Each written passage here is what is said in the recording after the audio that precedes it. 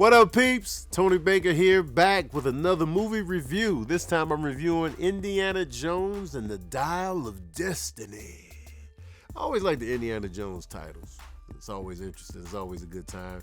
What are they going to name it this time? First of all, I think Indiana Jones is one of the best movie names of all time. Indiana Jones.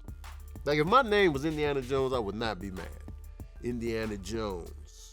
We had Raiders of the Lost Ark. Indiana Jones and the Temple of Doom, which is a fire title. Indiana Jones and the Last Crusade, which is my personal favorite. Indiana Jones and the Kingdom of the Crystal Skull. And now Indiana Jones and the Dial of Destiny. This is an expensive movie. Like $275 million, almost $300 million to produce. This is the first one Steven Spielberg is not directing. James Mangold is the director who directed 3:10 to Yuma and Logan.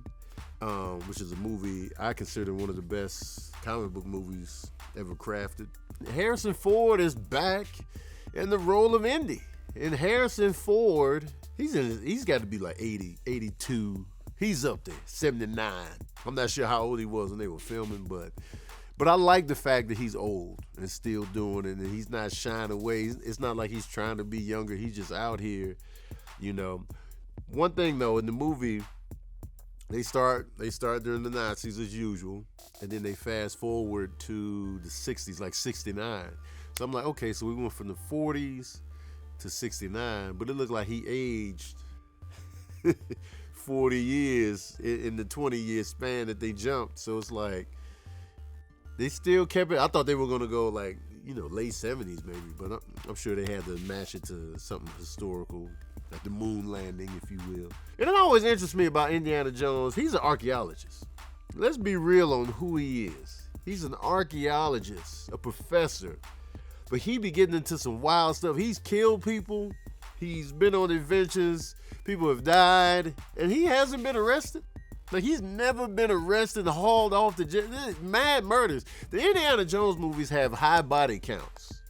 Low key. Like, you don't really notice it, but mad people dying. People blowing up on motorcycles, getting flipped, cars exploding, people falling off bridges.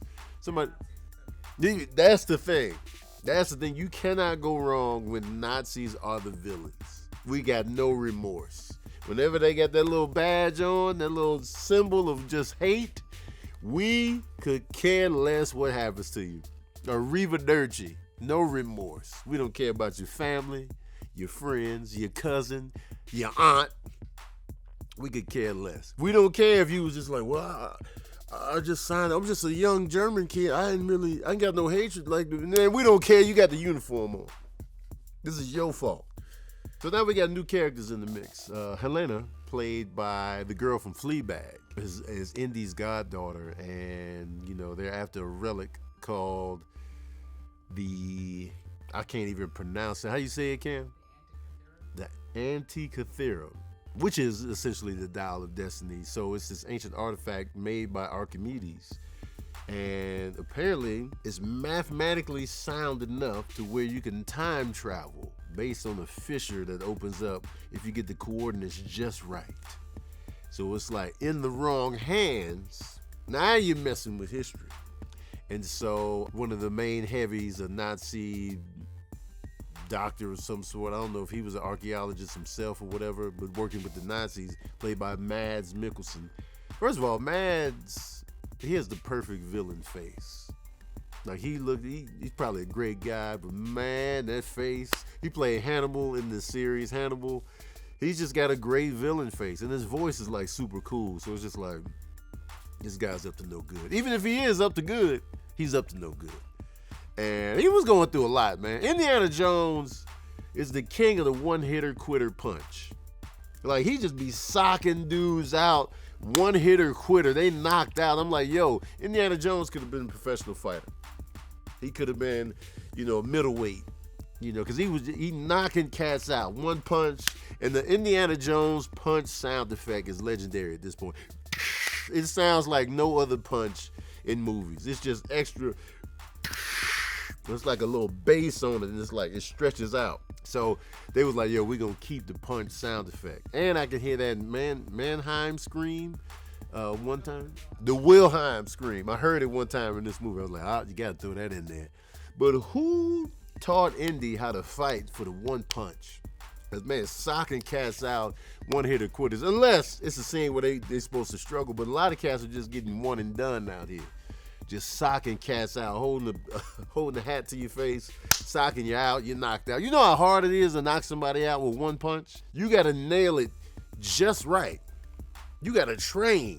And I feel like Indiana Jones ain't really trained in the art of hand-to-hand combat. He's an archaeologist, like I say. He's just looking for relics and putting them in the museum. He's like, nah, man, let's just put it in the museum.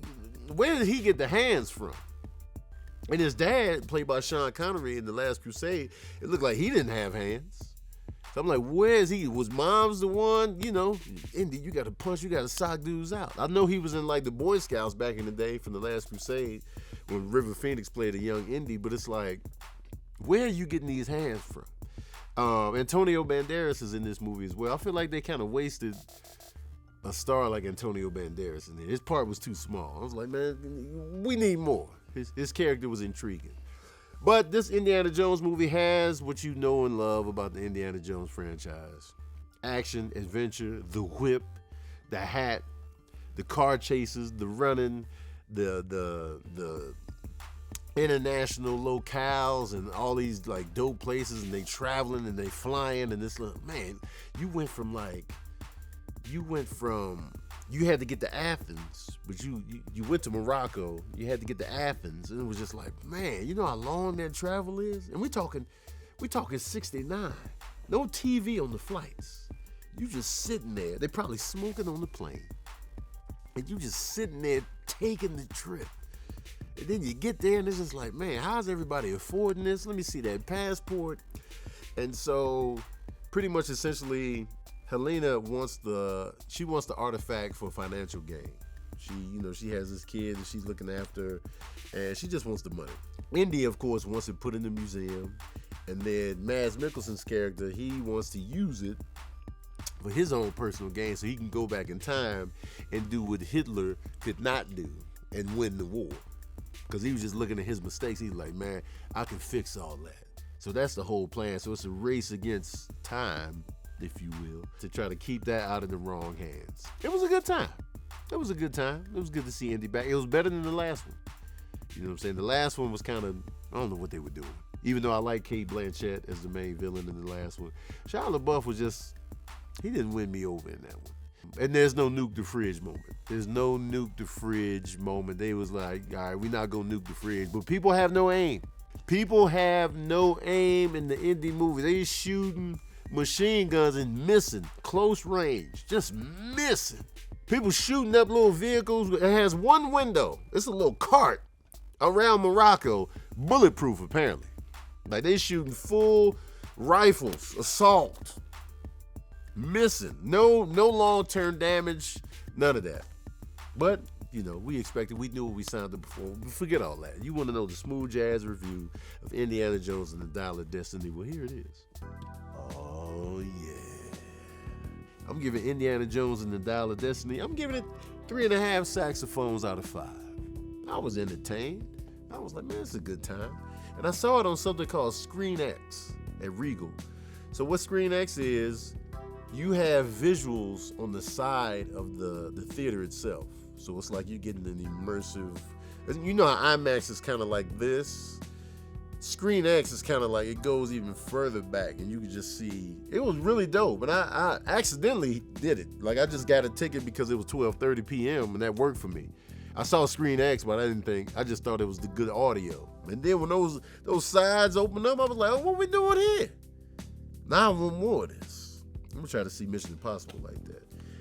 But whoever trained the stormtroopers is also the shooting trainer for Indiana Jones movies. Like no aim is had. All right, y'all, that's my review of Indiana Jones and the Dial of Destiny. Let me know what you thought of the movie in the comment section below. Also, let me know which one is your favorite Indiana Jones movie, man. Rank them for me. I would go, me personally, Indiana Jones and the Last Crusade, Raiders of the Lost Ark, Temple of Doom, Indiana Jones and the Dial of Destiny, Indiana Jones and the Kingdom of the Crystal Skull. So I would put the latest one, the 5th one, is ranked 4th for me. It just didn't hold up to the original 3, the OG 3. Even though the Temple of Doom is mad ridiculous, but I still love it. It's so rewatchable. Low key, the Temple of Doom is more rewatchable to me than Raiders of the Lost Ark. But I know Raiders of the Lost Ark is a superior film. Let me know what you thought in the comment section below. Don't forget to like, share, and subscribe. And as usual, we out here.